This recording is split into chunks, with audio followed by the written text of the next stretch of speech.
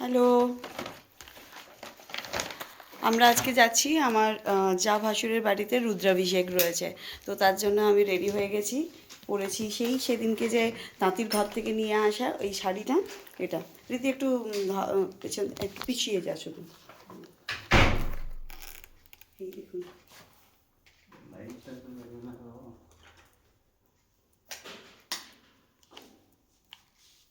এই হচ্ছে আমার আউটফিট।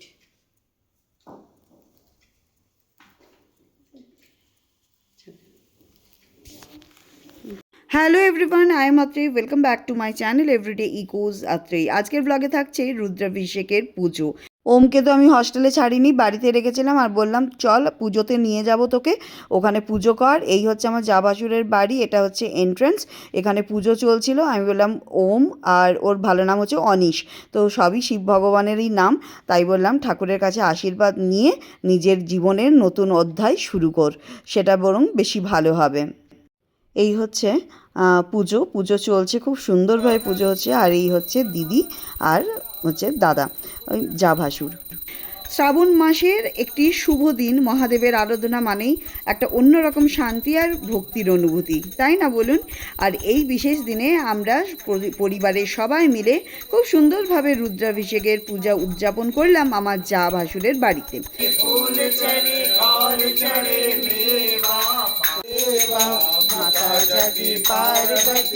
সকাল থেকেই বাড়িতে ছিল একটা পবিত্র একটা আনন্দময় পরিবেশ। পুজোর সমস্ত প্রস্তুতি আমরা পরিবারের সবাই মিলেই করেছিলাম। আর সেই প্রস্তুতির মধ্যেও ছিল অনেক অনেক আনন্দ, ভালোবাসা আর একসঙ্গে সময় কাটানোর সুন্দর মুহূর্ত।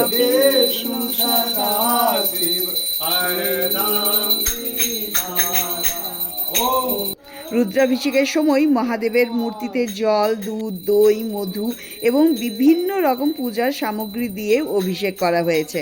মন্ত্রোচ্চারণ, ঘণ্টার শব্দ এবং হর হর মহাদেব ধ্বনিতে পুরো পরিবেশ যেন ভক্তিতে পরিপূর্ণ হয়ে উঠেছিল। আর ঠিক সেই সময় মনে হচ্ছিল সমস্ত দুশ্চিন্তা, ক্লান্তি এবং ব্যস্ততা কিছুক্ষণের জন্য দূরে সরে গিয়েছে, শুধু মহাদেবের চরণে মনটা শান্ত হয়ে আছে। পরিবারের সঙ্গে একসঙ্গে বসে পুজো করা এবং প্রার্থনা করার আনন্দটাই ছিল সবচেয়ে বিশেষ।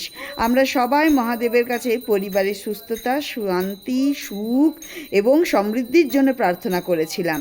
পুজোর শেষে প্রসাদ গ্রহণ করলাম।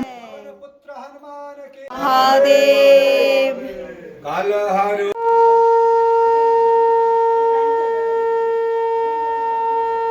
এবং পরিবারের সঙ্গে অনেকটা সময় গল্প করে হাসি আনন্দে কাটালাম। আমার কাছে উৎসব বা পুজো শুধু একটা আচার অনুষ্ঠান নয়, কিন্তু পরিবারের মানুষগুলোর সঙ্গে একসঙ্গে থাকার এবং সুন্দর সুন্দর স্মৃতি তৈরি করারও একটা সুযোগ পেয়েছিলাম, এবং সুযোগগুলোকে আমি ক্যামেরাবন্দি করে রাখতেও চেয়েছিলাম। তাই রেখেছি। রুদ্রাভিষেকের এই দিনটিও আমাদের জন্য তেমনি একটি সুন্দর স্মৃতি হয়ে রইল।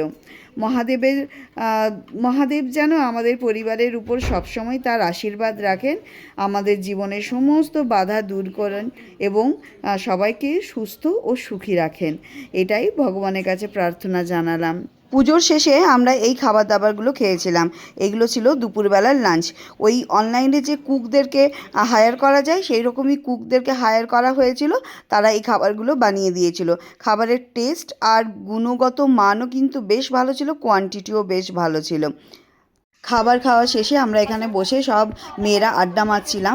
বাড়ির সবার সাথে দেখা তখনই হয় যখন কোনো গ্যাদারিং, কোনো ইভেন্ট, কোনো কিছু যদি একটা প্রোগ্রাম থাকে, তখনই সবার সাথে দেখা হয় আর গল্পগুজব করে সময়টা খুব ভালোভাবে কাটানো হলো। এই হচ্ছে একটা রিলস বানিয়েছিলাম, যেটা আমার ইনস্টাগ্রাম বা ফেসবুকে দেখতে পাবেন, ইউটিউবে আমি দিইনি। যাই হোক, আপনারা দেখে নেবেন।